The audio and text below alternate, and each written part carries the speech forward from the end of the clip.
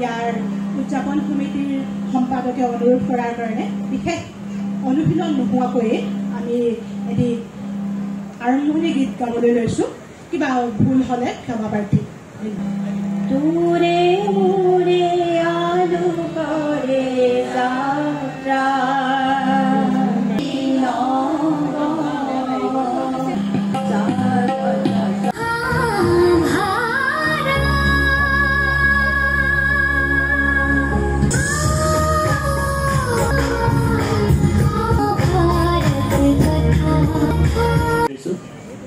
এখনি কোলাম গামোচাৰে তেখেতক সম্ভাষণ যাচিব। চন্দ্ৰ বসুমতাৰী দেৱে এটি স্মাৰকেৰে তেখেতক সম্বৰ্ধনা যাচিছে। অসম ভিত্তিত প্ৰকাশিত বিগত বৰ্ষৰ স্মৃতিগ্ৰন্থ প্ৰদান কৰা হৈছে আৰু এটি চাহপাতৰ টোপোলাৰে তেখেতক সম্ভাষণ জনোৱা হৈছে।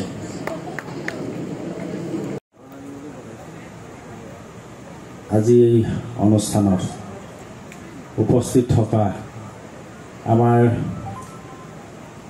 যোগাসন সমিতিৰ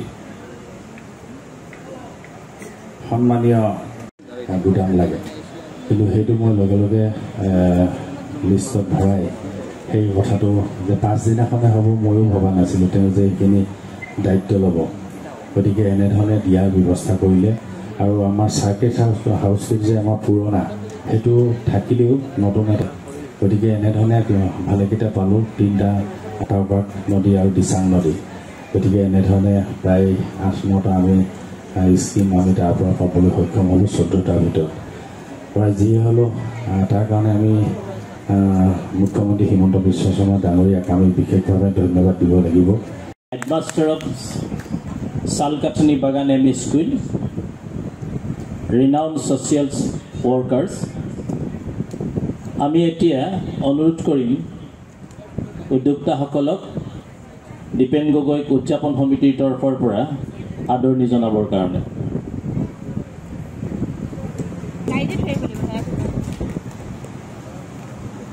আৰু এটা চাহপাতৰ টোপোলা